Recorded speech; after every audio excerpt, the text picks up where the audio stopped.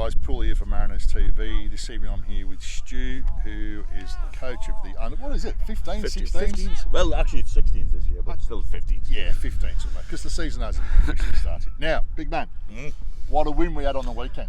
Absolutely. I think we've just sort of come down from a big high on the weekend. 4 games, that beat everybody put in front of them, so I can't really complain, to be honest. No, we only let 1 goal in, which was, to be fair, as I said in previous... Bit dubious.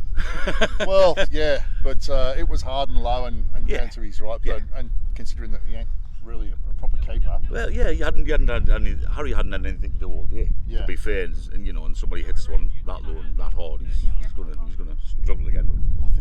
To be fair, I think most keepers are probably, if they were that sort of like, bit flat on their feet. Absolutely. Yeah. Cool. But all the shit that went aside, with their bloody supporters and their parents, who I thought was just an embarrassment to junior sport, to be honest with you. But as I think Chris summarised it great, is that we were there last and we walked home with the silverware. Yeah, I think you hit the nail on the head, Pooley. Seniors are different. These are kids, but seniors are different. We can have banter, we can have a joke, and we can get a bit feisty. But when you start picking on 15-year-olds, mate, it's not. Yeah, that's right. I mean, to be fair, so like you probably give some of the best comments I've heard. My favourite one of his is, "It's a good job you're shite." You know what I mean? When someone scores a ball. But I think it's like that like we've obviously, so like we're good at giving it and we can take it as well. But when it comes to kids, it's just they're just sacrosanct. It's like Yeah, and I mean, you've coached youngsters yourself, and it's they start to become one of your own, and you don't like say anybody having a crack at them. That's right. Well, and it is a bit sort of like strange how you I've took particularly one of the lads out here under me wing a little bit, and as I say, he's my favourite player. But like you really do kind of get attached to these kids because you want to see them progress, and absolutely, and to see these kids win a trophy on the weekend was magnificent. So fair enough. Loved it. Now. Let's move on a bit. Football and Stu, where did it all start? North East boy, Newcastle boy, born in a place called Wallsend, which produced, the infamous Wallsend Boys Club. Started playing when I was about 6. Finished playing, took a bad injury at 24, and just really stopped playing football until I got back to Australia. Well, until I got to Australia. And I joined the over 35s at Morton and broke 2 ribs and decided that was enough for me.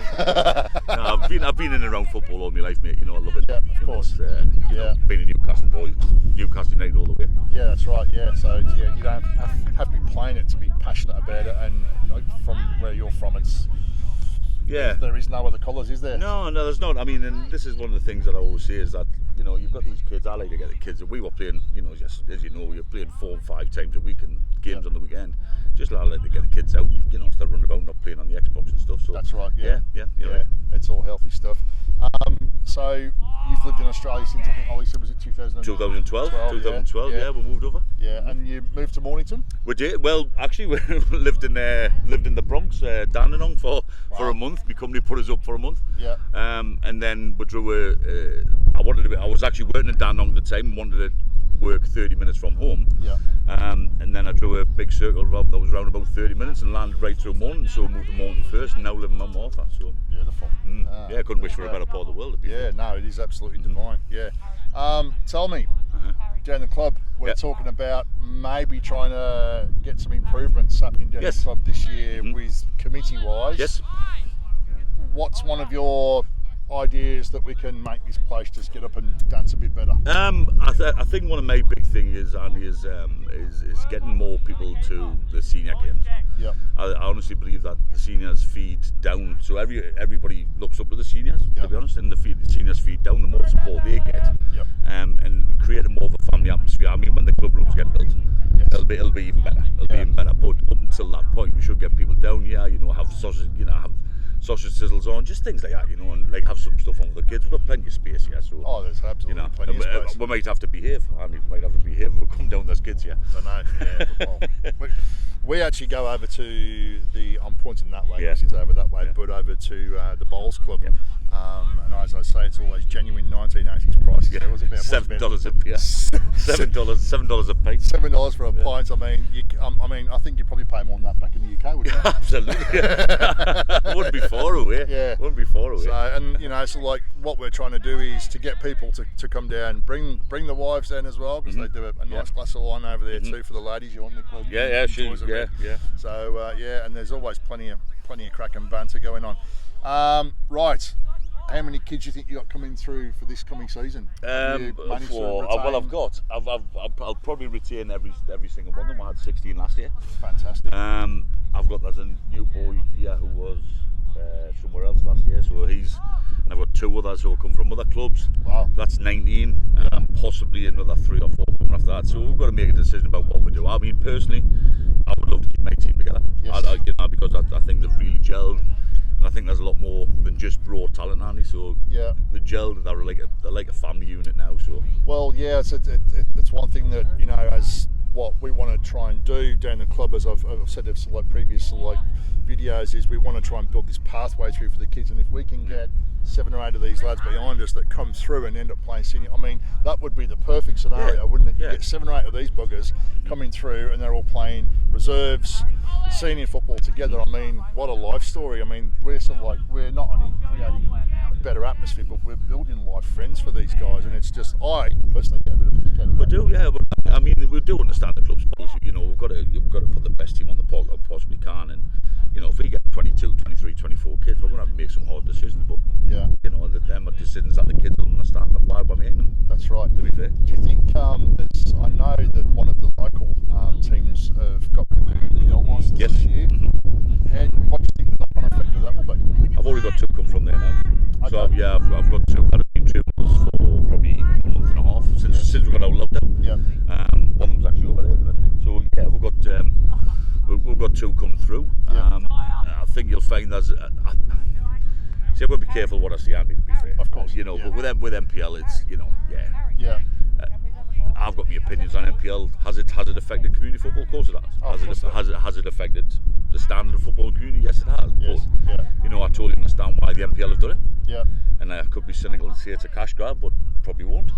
But never mind. But I mean, the kids, there's a lot more technical directors out there. There's a lot more paid coaches, which can only be a good thing. But when we get back to grassroots level, this is where you need, and this is one thing I would say to Camera. We need committed parents who know a little bit about soccer, football, and need to come in and share their experiences and share their knowledge as well. Exactly.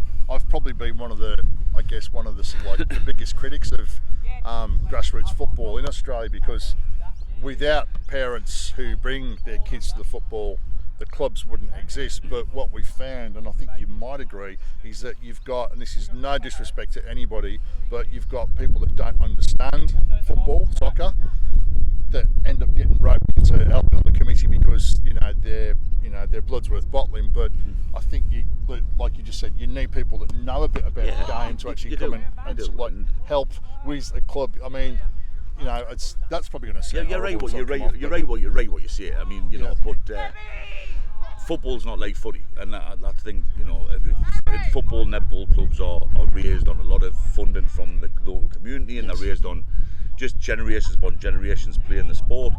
Soccer is a new sport in Australia. Let's face it. It hasn't even found its legs yet. If we can help that along, it's the biggest participation sport in Australia now. So we can help that along, and especially, I mean, I've never been a big one for this, but I stand corrected. Is that the girls scene coming on now? The girls scene is huge, and the amount of girls and some of the talent that's coming through with the girls is unbelievable. It's unbelievable, and if we can, I mean, when we were younger, there was kids going from school and going to play at professional clubs and went on to play professionally. I've got one mate who's playing for Western United. He come through the ranks this morning and went all the way through the ranks. And if one of these kids you can get to senior NPL level, that would be a feather in my cap, absolutely. But I think that if one goes, and then another one will go, and then another one will go, and it'll just build from there. You've got to remember, Mount Martha's just a young club. It's a young club, and it hasn't got the 30-40 years behind it. So that's right. That's what we need to push on. And that's what we're here trying to do, and it's just build a legacy for, so when we're gone, boots are well and truly hung up, man. There'll be plenty in the Andy Pool stand. The Andy Pool stand. I still want, when that bloody club room gets built, I want the Andy Pool crossbar. I just want a seat. I just want to seat with my name on. I just want some young bloke to go, "Here, old fella, come and have a beer." Thanks, son. That's what I would like. Me and this man, we have a fair old laugh and a bit of banter, and sadly for the people around us, I think we share a very similar sense of humour, which is dangerous if you don't. I love him to death. He's brilliant. He's been there for me on occasions when I've been a bit low, and he's always asking, "Are you okay?" So this lad, if you see him around, come and give him a pat on the arse. He'll turn around and go, "Oh, thank you." Cheers, big man. I love you, man. Cheers, man. Take care. Cheers, man. See you later. Pooley out.